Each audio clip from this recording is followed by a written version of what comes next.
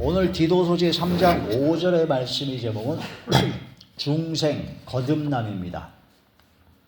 디도서 제3장 5절의 말씀을 다시 한번 다 함께 봉독합니다. 시작. 우리를 구원하시되 우리가 행한 바 의로운 행위로 말미암지 아니하고 오직 그의 긍휼하심을 따라 중생의 씻음과 성령의 새롭게 하심으로 하셨나니. 아멘.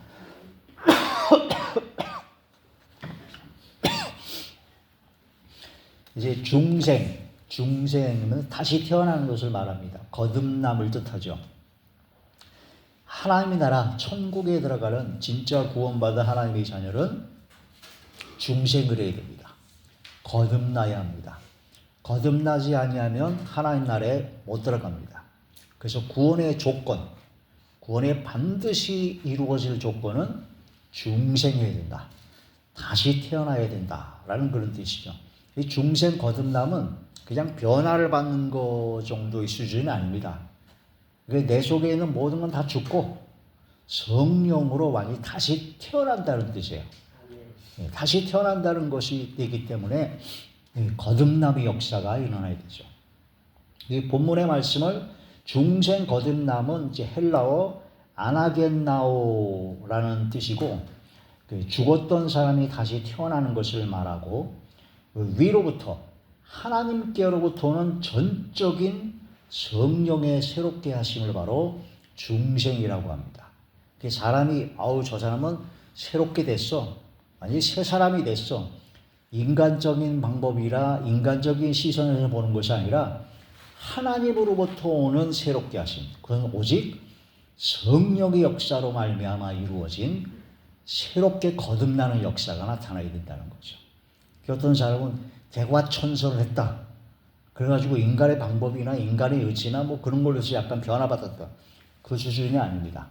성령의 강권적인 역사로 나는 죽고 바로 내 속에 예수님께서 살아나시고 바로 예수님께서 함께 하시는 가운데 새로운 영으로 새롭게 완전히 다시 태어난다는 것이다. 그게 바로 중생 거듭남입니다. 어떤 사람들은 나는 내 성격이 원래 이래. 원래 이러기 때문에 내 성격대로 믿어. 그건 잘못된 겁니다. 성격이 바뀌어져야 돼요. 바뀌어져야 돼요.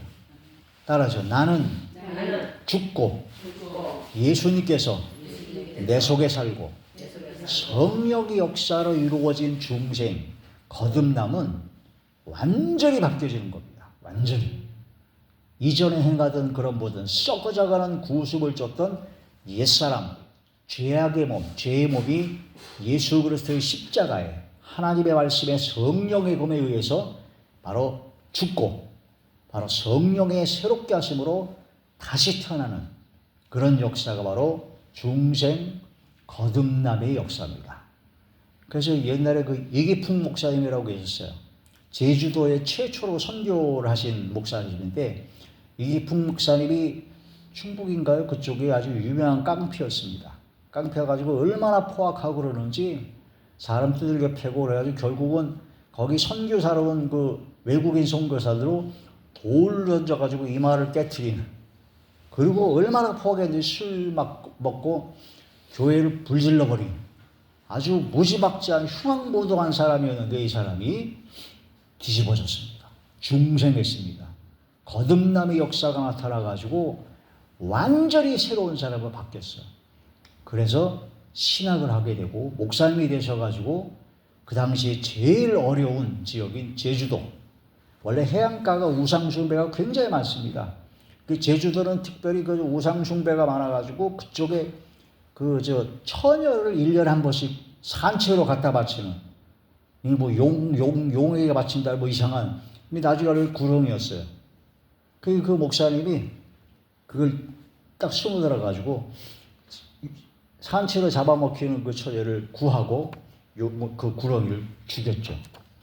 그런 가운데 엄청난 하나님의 역사로 제주도를 복음 선교하시기는 기적의 역사를 일으켰습니다. 이기풍 목사님처럼 변해야 진짜 변한 겁니다. 중생한 사람의 거듭남의 중생 역사가 일어난다는 거죠. 따라서 다시 한번 중생 거듭남. 나의 옛사람이 죽고 나의 죄의 몸이 죽고 성령으로 새롭게 태어난다는 것이죠. 그런 자리에 들어가시길 주의 이름으로 축원합니다. 자, 고린도후서 제5장 17절의 말씀입니다. 시작. 그런즉 누구든지 그리스도 안에 있으면 새로운 피조물이라 이전 것은 지나갔으니 보라 새 것이 되었도다. 아멘. 우리의 구원은 의로운 행위로 이루어지는 것이 아닙니다. 내가 막 의로운 행위를 한다든가 착한 일을 한다든가 그래서 구원이 이루어지는 것이 아니고 오직 바로 하나님의 긍휼하심을 받아야 돼요. 불쌍히 여김을 받아가지고 중생의 씻음과 성령의 새롭게 하심으로 바로 구원받아야 된다는 거죠. 따라하시죠. 중생의 씻음, 성령의 새롭게 하심. 그래서 성령을 풍성히 부어주사 은혜를 힘입어 의롭다 하심을 얻어 영생을 상속받기 위해서 우리를 구원하시는 것입니다. 그 다음에 물과 성령으로 거듭나지 아니하면 하나님 나라에 들어갈 수가 없다라는 거죠. 물로 거듭난다. 성령으로. 물은 하나님의 말씀을 뜻하고 성령을 뜻하기도 합니다. 바로 성령으로 거듭나야 된다는 거죠. 그래서 우리가 세례를 받아야 되거든요. 세례는 두 가지가 있습니다. 물세례가 있고 성령 세례가 있어요. 성령 세례. 물세례는 예수님 당시에 잠길 침자, 침례죠. 물속에 그대로 들어갔다가 다시 나오는 게 바로 침례인데 지금은 이제 세례로도 합니다. 어떤 교단은 이제 침례만 주로 강조하는 교단이 있죠. 근데 이제 아주 그냥 척박한 곳, 물이 별로 없는 곳, 그런데 복음을 전하러 가고 선교하러 갔을 때 그 물이 없으니까 침례, 세례를 못 받는다 그러면 안 되잖아요. 그때는 물을 조금씩 머리에 떨어뜨려 가지고 세례를 줄 수가 있죠. 아버지와 아들과 성령의 이름으로 제자를 삼고 세례를 주라는 말씀처럼 침례가 성경적인 건 맞는데 그렇지 않은 경우도 세례를 받아도 된다라고 하는 것입니다. 그 사도행전에 보게 되면요, 그 이스라엘 민족이 200만 명입니다. 200만 명. 200만 명이 광야 교회에서 세례를 받았다고 했어요. 세례를. 어떻게 받았냐? 홍해 바다를 건너서 왔잖아요. 그 물속에 이렇게 잠기는 침례를 하는 것이 아니라 물 한 방울 안 묻었어요.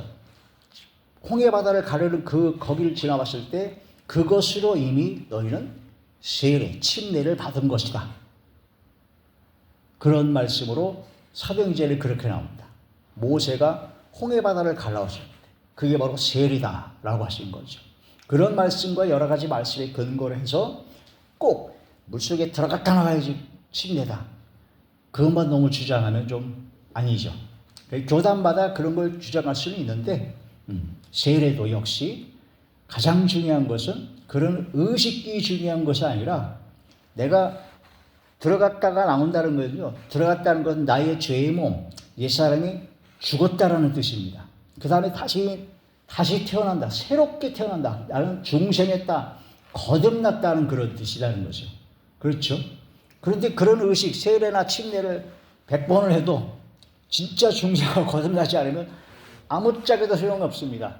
군대 가면요, 요즘에. 군대 가면은 초코파이 주고 먹을 거 주니까 군인들이 많이 옵니다. 그리고 일단은 세례를 받기 위해서 다 강가로 나와가지고 다 푹 집어왔다가 그거 세례를 한 번에 수백 명씩 해요. 그럼 그 사람들이 그 다음 주에 어디 가냐? 절에 갑니다. 그럼 그 다음 주에 어디 가냐? 천주교 가요. 거기서 또 이것저것 다 해요. 그럼 그 사람들이 진짜 세례 침례 받았다고 구원받은 사람일까요? 아닙니다. 그런 의식이 중요한 것이 아니라 진짜 성령 세례를 받아서 중생하고 거듭나야 된다는 거죠. 성령 세례를 받아야 됩니다. 성령 세례. 사도행전 2장에 나온 것처럼 바로 마가의 다락방에서 120명이 뜨겁게 기도했을 때 성령께서 임재하셨는데 마치 불의 혀가 갈라지는 것처럼 눈에 막 보일 정도로 성령의 불이 임했어요. 그 성령께서 임하실 때는 가장 강하게 역사하는 게 뜨겁게 임하십니다. 그 불과 같은 성령이죠. 그 다음에 성령께서 임하실 때 물과 같이 임하세요. 물과 같이. 또한 성령께서 임하실 때 예수님께서 하시면 비둘기같이 세 가지로 주로 임재하십니다. 성령께서 임재하십니다. 성령께서 임재하신 증거, 어떤 사람들이 이제 방언을 받거나 성령 은사가 나타나면 성령께서 임재하신다. 뭐 그럴 수도 있죠. 그러나 성령께서 임재하신다는 걸 가장 확실한 증거는 뭘까요? 성령의 은사가 아니라 성령의 열매입니다. 무엇이라고요? 네, 성령의 열매. 방언 아무리 많이 해도 성령께서 임재하지 않은 경우도 있어요. 성령께서 임재해 방언을 받았는데 나중에 육신 생각을 혈기로 다 쏟아버렸어요. 근데 방언 비슷하게 흉내는데 아닙니다. 성령의 열매를 맺어요. 성령의 열매는 첫째, 사랑과 희락과 화평과 오래 참음과 자비와 양선과 온유와 절제, 충성과 온유와 절제. 성령께서 임하시면요, 그전에는 저 사람이 꼴 보기 싫었어요. 저 사람이 미워 죽겠어요. 저 사람 보기도 싫고 만나기 싫어요. 생각도 하기 싫은데 성령께서 임하시니까 완전히 마음이 바뀌어졌어요. 불쌍히 여기는 마음이 됩니다. 그러기위해서 축복 기도를 하게 됩니다. 그게 성령의 열매, 성령으로 거듭난 사람의 증거입니다. 진짜 믿음으로 구원받은 사람은 구원의 조건은 의로운 행위가 아니고 아무것도 아니고 오직 믿음으로 구원받지만, 진짜 믿음으로 구원받은 사람은 열매가 나타난다. 무슨 열매요? 성령의 열매. 성령의 새롭게 하심으로 열매를 맺는다는 거죠. 자, 물과 성령으로 거듭나야 한다는 것은 세례를 받을 때 물속으로 완전히 들어갔다 나오는 의식을 통하여 나의 옛사람은 죽고 새 사람으로 다시 태어나는 것을 나타내는 것입니다. 에베소서 제4장 22절에서 24절이죠. 시작. 너희는 유혹의 욕심을 따라 썩어져가는 구습을 따르는 옛사람을 벗어버리고 오직 너희의 심령이 새롭게 되어 하나님을 따라 의와 진리의 거룩함으로 지으심을 받은 새 사람을 입으라. 아멘. 유혹의 욕심을 따라 썩어져가는 구습을 따르는 옛사람을 벗어버리라는 겁니다. 벗어버리라는 거죠. 자, 또한 나의 옛사람, 죄의 몸, 로마서 6장 6절에는 죄의 몸이라고 해요. 죄의 몸, 죄악의 몸, 죄를 짓는 몸이죠. 하나님 앞에 거룩한 산 제물로 드려져서 성령의 검으로, 에베소 6장 17절에는 성령의 검, 하나님의 말씀을 검이라고 합니다. 제물을 죽이고 가죽을 벗겨내며 각을 떠서 성령의 불로 불태우는 영적 예배를 드리는 성령 세례, 불세례를 받아야 된다는 거죠. 우리가 예배를 드릴 때 영적 예배가 있고요, 육적 예배가 있어요. 육적 예배는 그냥 와서 예배 드리고 기분 좋고 아유 하하호호 하면서 소망과 축복과 위로 그것만 하는 게 육적 예배입니다. 영적 예배는요, 예배를 통해서 하나님의 말씀을 들을 때 축복과 소망과 위로도 있지만 하나님의 말씀이 성령의 검으로 칼이 돼가지고 우리 심령에 팍 꽂혀야 돼요. 찔러야 돼요. 그래서 회개가 나와야 됩니다. 그 회개 없는 예배는 육적 예배입니다. 회개를 강조하지 않은 설교는 육적 설교예요. 네? 그렇죠? 교회가 유람선이 되면 안 됩니다. 생명의 구조선이 되어야 됩니다. 하나님의 말씀에 성령의 검으로 말씀을 듣는 예배 드리러 온 모든 사람이 구약의 번제를 드리시 산 제물로 드려져야 된다는 거죠. 죄악된 죄의 몸, 옛사람이 하나님의 말씀에 의해서 찔림을 받아 죽어져야 된다는 거죠. 그러므로 통회하고 자복하고 회개하는 역사가 되고 양심의 가책을 받아야 됩니다. 나는 회개할 것이 없다고요? 그것보다 거짓말이 없어요. 하루에도 수십 번씩 죄를 짓는데 일주일 내내 세상에서 온갖 거 다 하다가 주일에 와서 예배 드리는데 회개할 것이 없다고요? 천만을 받습니다. 사도 바울이 제가 전에도 말씀드렸잖아요. 말년에 사도 바울이 수많은 교회를 세우고 기적을 일으키고 엄청난 말씀을 잘하신 그 사도 바울이 나중에 자기를 뭐라고 비교했냐면 나는 도둑놈의 괴수다라고 고백을 합니다.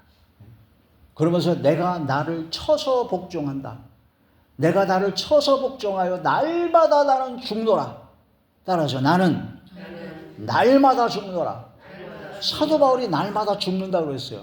날마다 죽는다는 게 뭐예요? 썩어져가는 부수면 옛사람이 매일매일 매 순간마다 죽는 겁니다. 내 생각과 내 뜻이 죽고 하나님의 말씀에 의해서 새롭게 거듭나는 거예요. 계속. 그게 바로 사도 바울의 신앙의 고백입니다. 그게 요즘은 교회에서 너무 은혜가 너무 많아요. 그래서 축복, 소망, 위로, 그냥 기쁨만 넘쳐요. 하하호호. 그 다들 그냥 막 성령이 충만한 것 같아. 그러나 예배가 끝나고 집에만 가면 이제 혈기 불고 싸우고 미워할 거 다 미워하고 세상 사람과 똑같이 생활하고 어쩌면 세상 사람보다 더 악한 일을 하고 그러면서 또 주의를 경건한 척하고 이제 또 하하호호 하면서 완전히 로타리 클럽처럼 라이언스 클럽처럼 세상적인 클럽 활동을 하고 있는 경우가 굉장히 많습니다. 영적 예배는요, 예배 드릴 때 내가 죽는 겁니다.